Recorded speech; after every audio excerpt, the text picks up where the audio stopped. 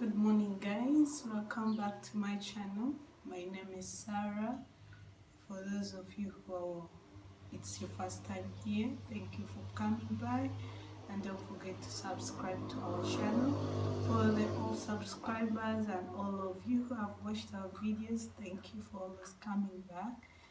This morning is kind of a story time. I thought to myself, why not tell these people like where I've really been, what I've been through to get here.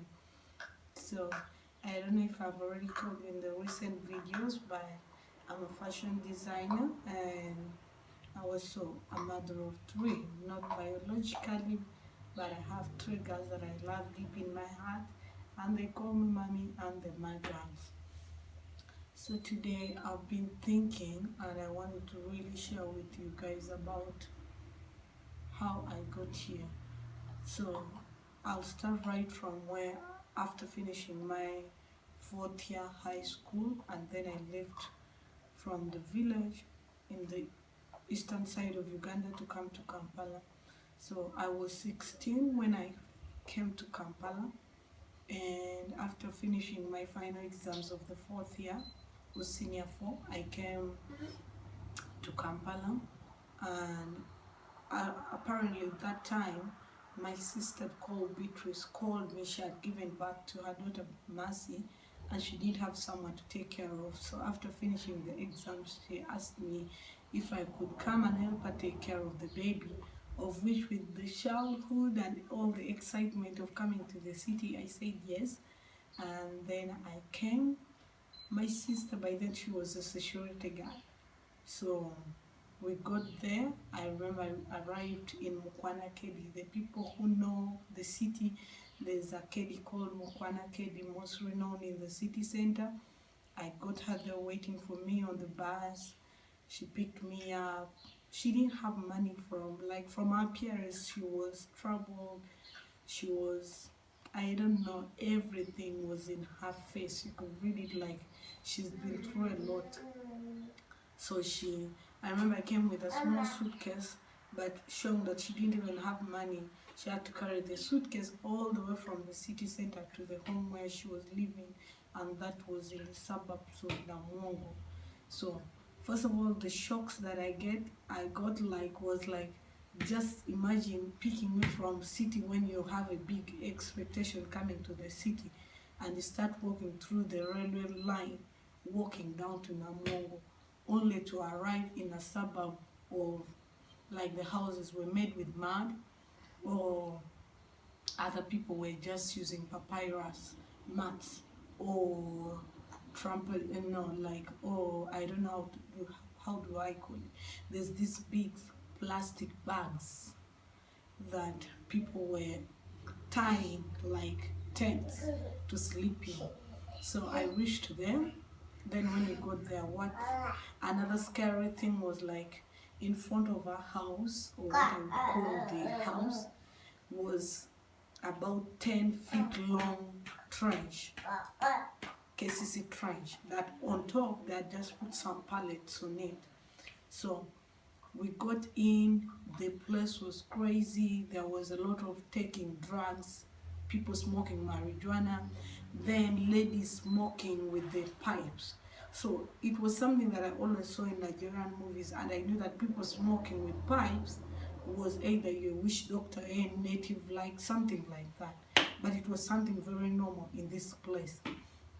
So for the first few days for me, I kept myself inside because there were a lot of people. I knew that people who smoke weed or smoke marijuana are dangerous people. I kept myself in with the baby all day long until Beatrice came back home.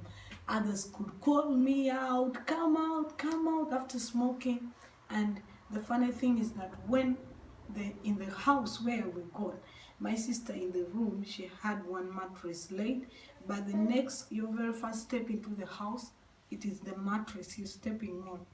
And on the side there was a small space of the mattress that we were putting in. We had a small trough of plates, like about 6 plates, and then our charcoal stove.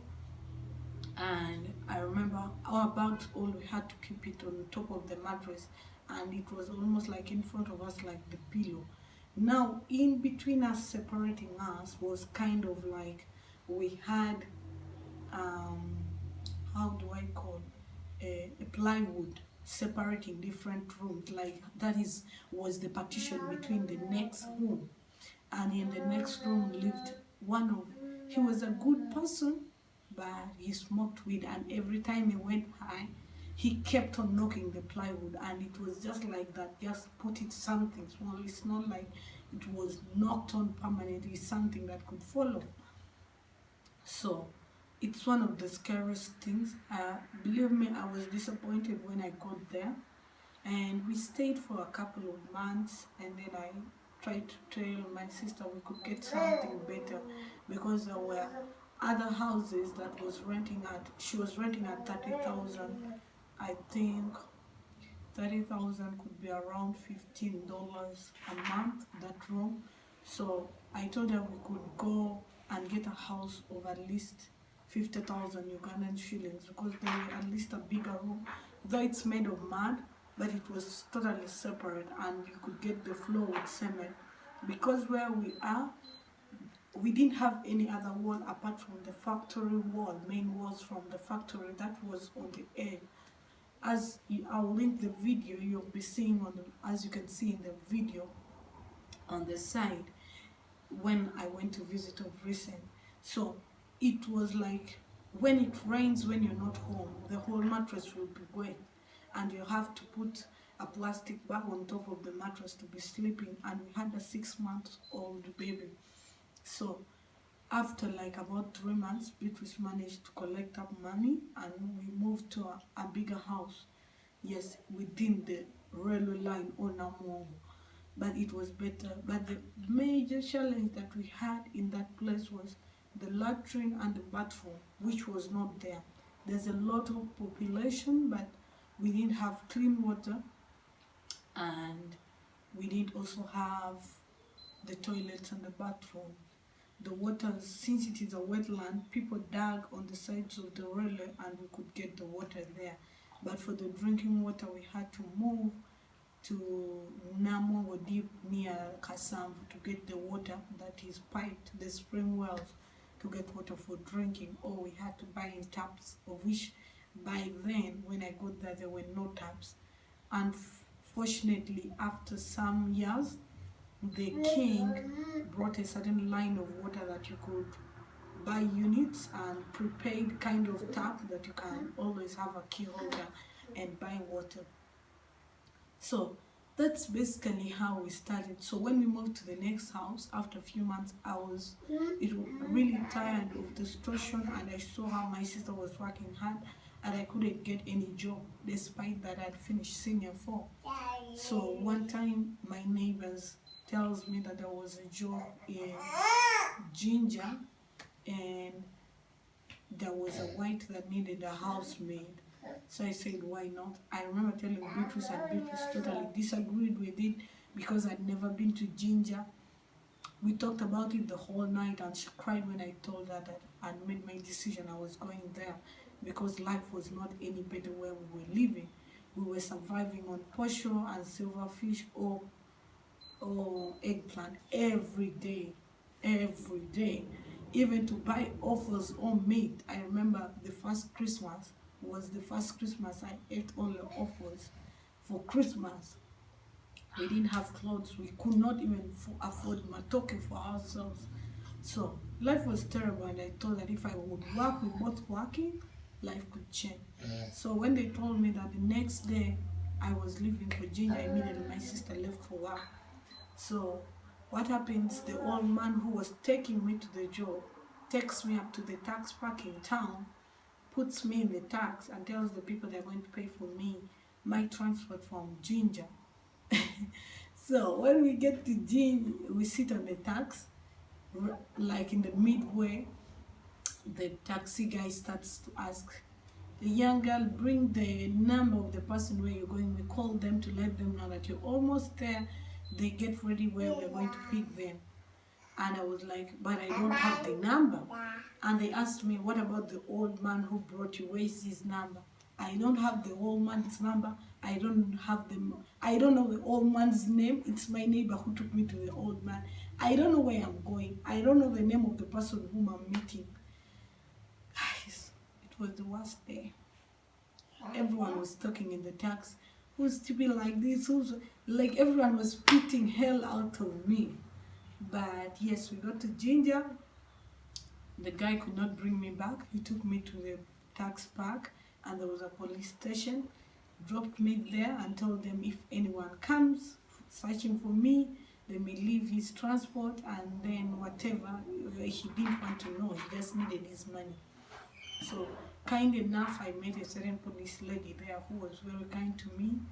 We sat the whole day, and we arrived there about 8 or 9 in the morning, and until 3 there was no one. So the lady told me she wanted also a babysitter. If I didn't mind, she could take me to her home to work, which I was okay.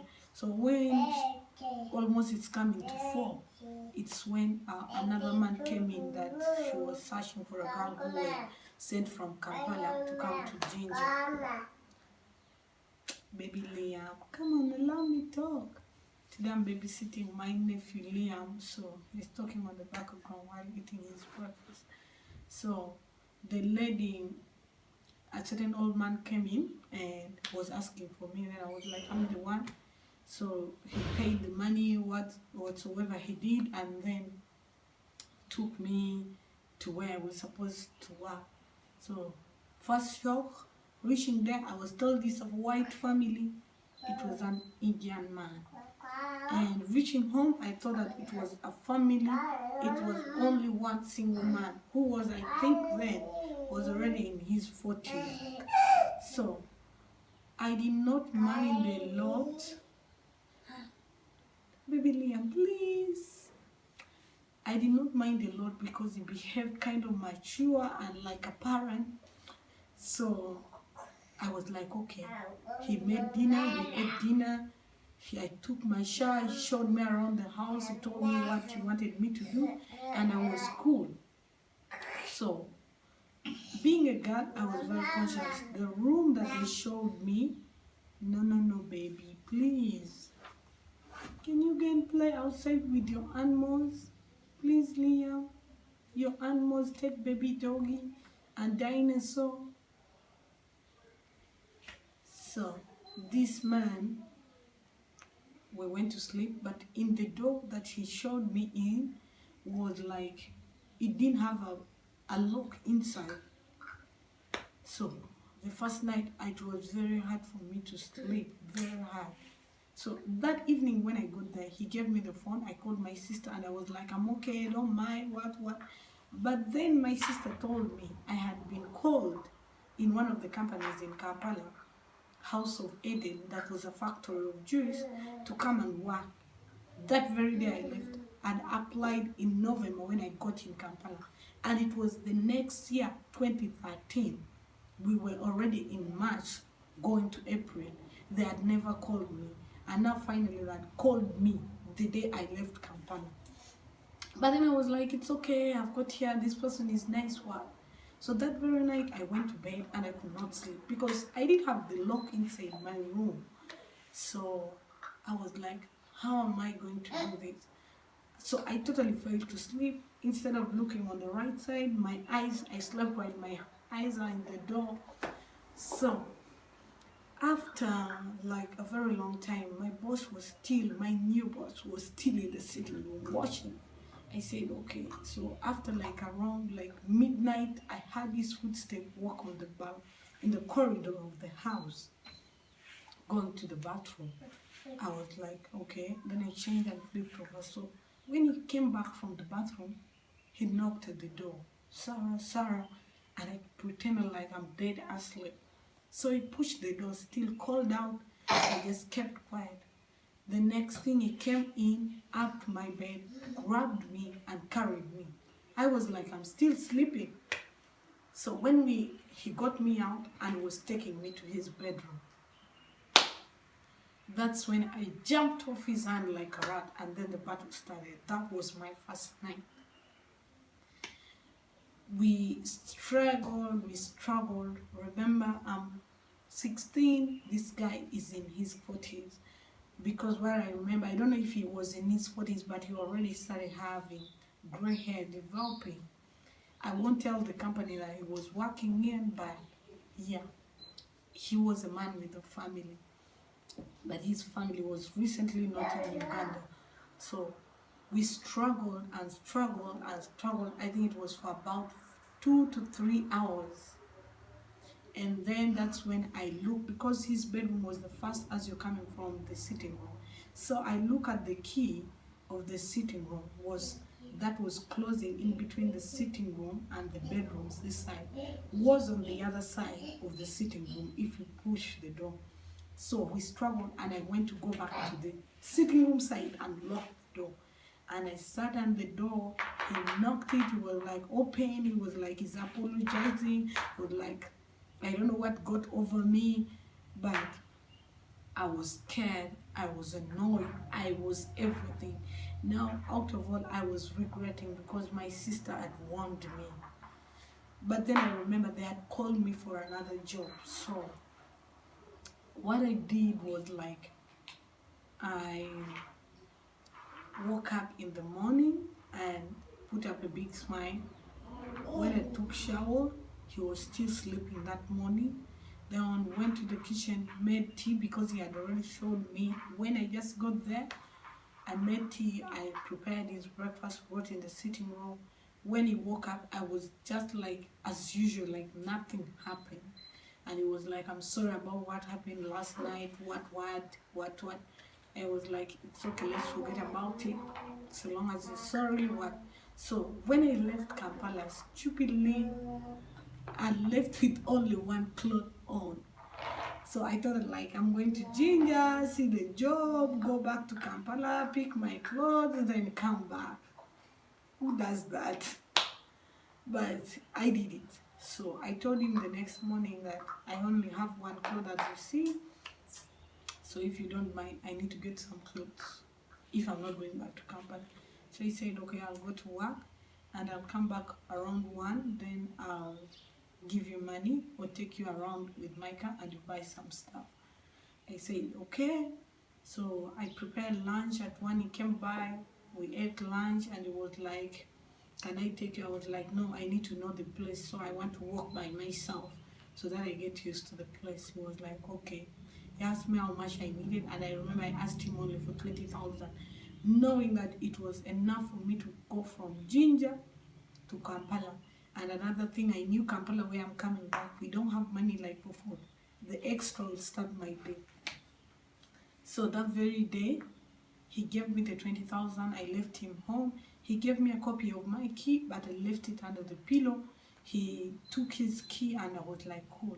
So I remember rushing, and I reached the road where the taxis of Kampala stand, and they were calling the last person. Remember, our taxis here, it is a public one. It takes 14 passengers. Then I sat in, and almost the car that I saw coming behind us, that was like his, I kept on thinking he's following me out. And when I got Kampala, it was already around 5 in the evening because of the traffic. But what I didn't go home. I just rushed to the factory of House of Eden. And I reached there. I remember people were going in night shift.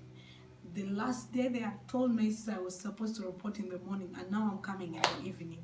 So when I got there, I remember the human resource telling me, your space has been taken. You were supposed to come in the morning and you are appearing in the evening.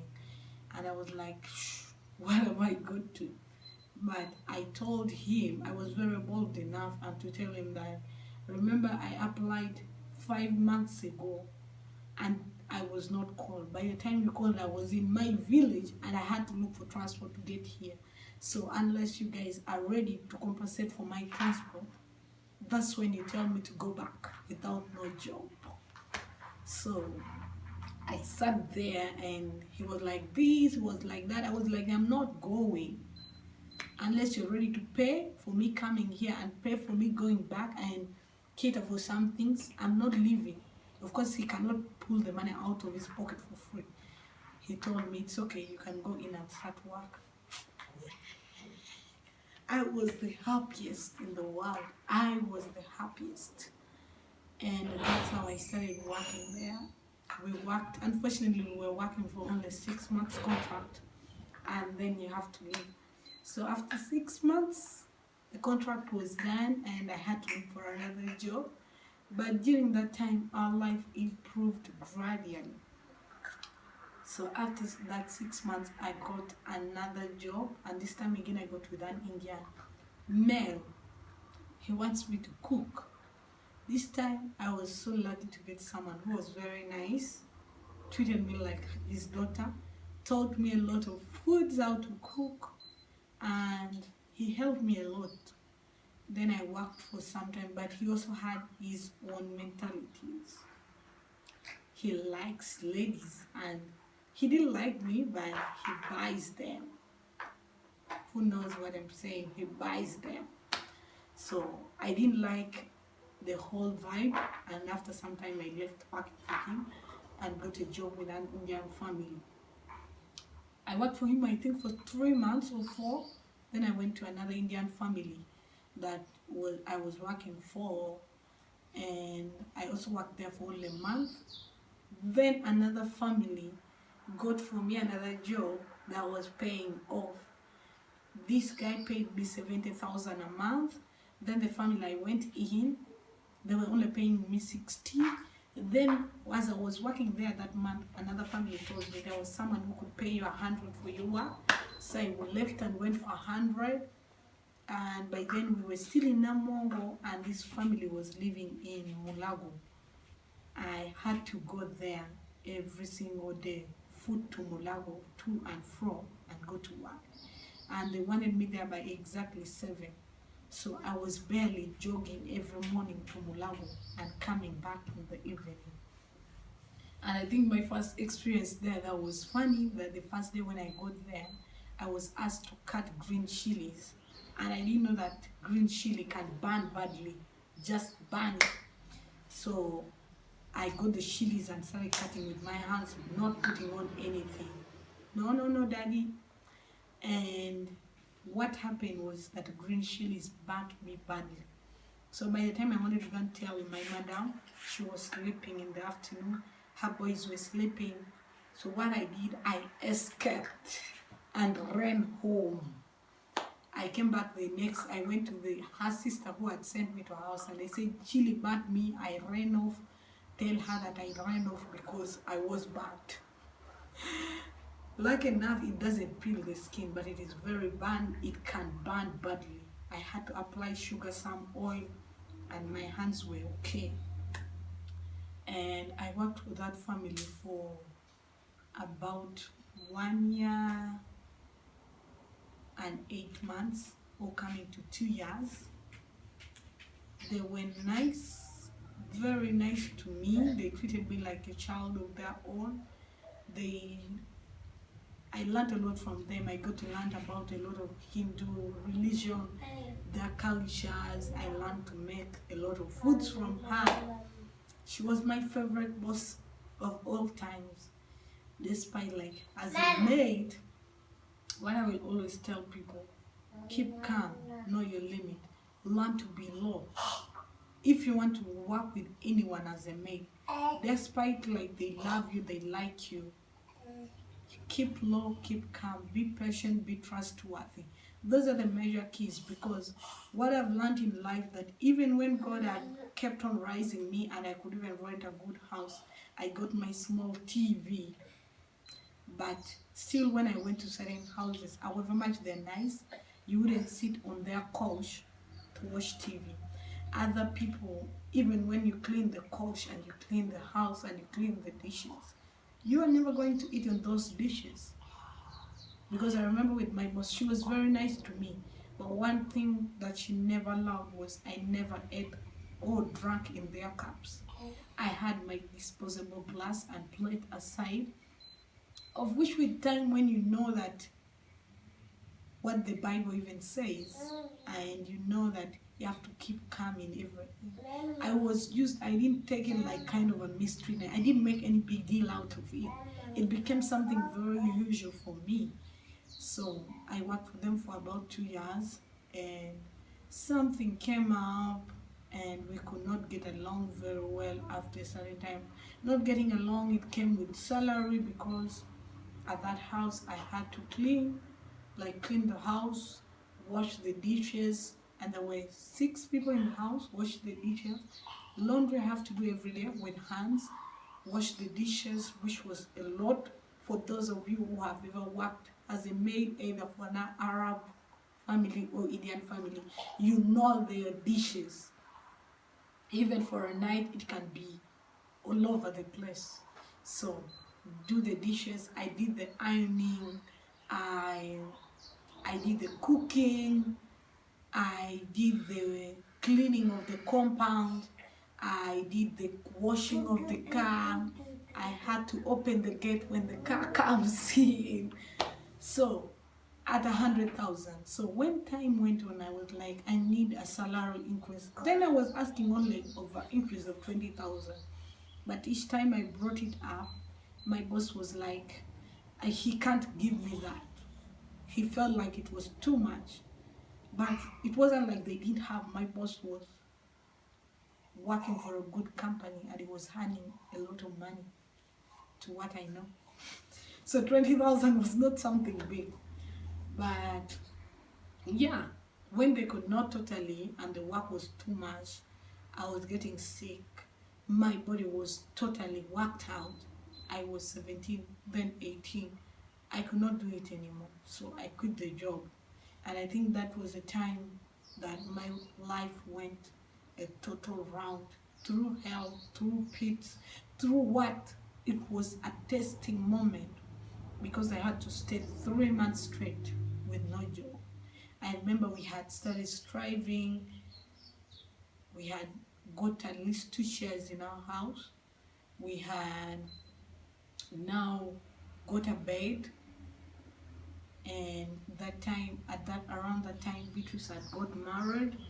First of all, before that, the KCC came and broke down the railway where we were staying in the slums. So we had to shift and look for another house.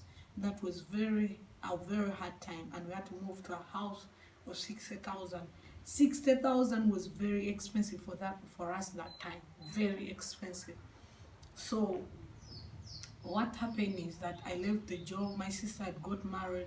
I was remaining behind with Mercy. It reached a time we did not have even food to eat, so I had to tell Beatrice, come and take the baby, let me struggle alone. Then rent became rent, until to the moment that I had to get the bed we had bought and sell it out to survive. And even after selling the bed, I still didn't have something to eat. The climax went to the last month that I stayed in the house for all those 3 months, and there was a church next to us that I could always listen to that pushing, and it built me. That's when I started knowing Jesus day by day. So at a certain time when I felt like everything was scattered and everything, I could not do it anymore, I decided to go to that church. And I started fellowshipping every evening. It was a daily, the church was praying daily. So I went to this church. I started gaining myself, getting closer to God. Started praying. I started getting back my hope. So I remember one evening, I had only 200 shillings in the house. And that was buying a 20-liter jerrycan of water. So I had my phone that my former boss's brother had gifted to me. So that's all I had in my life. I remember I had a memory card with over 1,000 songs, but it reached a time I knew every song after the other, because it is all I had. So I was going to the tap with these 200 shillings, and someone called me on the phone, and she was like, I remember she called even the name Susan, and she was like, someone told me you know how to cook Indian food. Where are you? I'm looking for someone like that who can clean and even cook. I was like, I'm there. She was like, I'm in Bukoto. And by then I was now in Wabigalo. She was like, can you really make it? I was like, tell me I'm coming. So like, okay, come to White Flats, Bokoto tomorrow. But I don't think you can make it. That is very far. I don't think you can make it in the next days. I was like, I'm coming. After she hung up the phone, I was happy. I started asking people because I didn't know anywhere. I didn't know where Bokoto was located. So people told me. Lucky enough, times back, that brother to my boss, when they had gone to India and we remained and I was cooking for him, he, around Christmas time, he decided to call me and say that I'm going to treat you. He took me to Acacia Mall and took me for cinema, my very first time to enter a cinema. After watching the movie, I think that was the time I watched The Hobbit was out. After watching the movie, he took me for ice cream. I enjoyed the ice cream, and was my first time experiencing going on the elevator. I don't know how they call this one. Of the stairs, also it's an elevator. I don't know, but yes, I remember I had to skip and jump into the elevator, and my heart was like at the end. I was already timing. By the time I'm jumping here, I'm imagining how I should jump off in the elevator.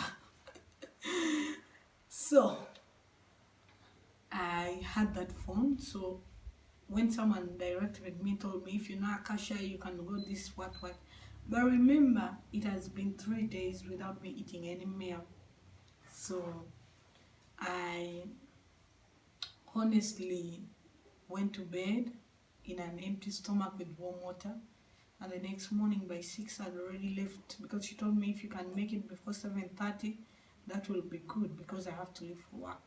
So I left home, went footed. By around 7, I was already in Acacia Mall. Someone directed me, you slow down, and I think by 7:30, yes, I was already in Shell Bukoto. And I called her and told her I'm here. She told me the house number. She was very surprised that I was coming from that place to get there at that time. But she didn't know the need I was in. So I reached in. She was such a nice couple. They were a nice couple, newly married, no child. And she told me, you can do your work. They're both not at home. You know, when you've had bosses who are staying at home and they keep looking at everything you're doing, like everywhere you're going, they're like monitoring you. And then I'm getting into a house where all my bosses are working. They leave in the morning. I have to do the work at my own pace. No one is looking at me. No one is saying this and that. So she showed me out things, what I need to do. I cleaned their room, pew, and they were off work. So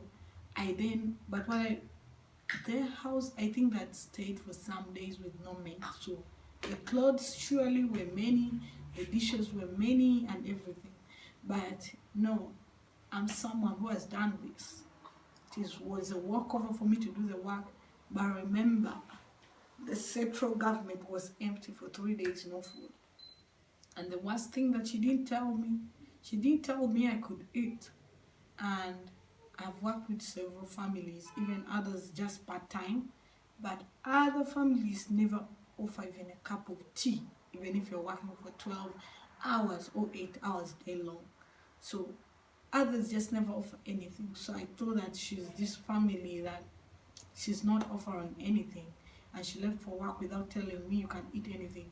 So I did all the work. I cooked their lunch, packed it, the border guy came and took it.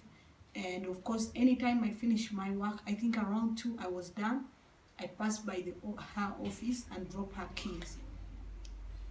Oh, she was the first person to trust me with her keys and leave me in her house. Because other families, like the last family I worked for before I quitted, whenever she had to go to the market, she had to lock me in. All the windows locked. If she got the window open, she would ask you, what were you giving out? So this time I get someone very nice, leaves me, trusts me with her house, everything. It was nice. But then after work, I'm leaving at 2. It was scorching. The sun was scorching.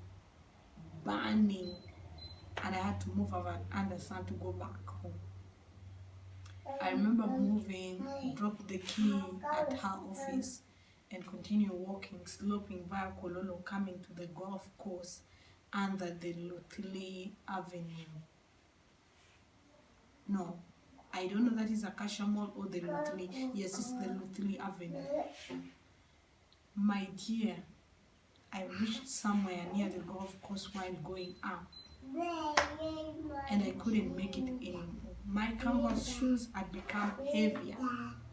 My legs could not carry me anymore. And I remember saying to myself, Sarah, fall down. If someone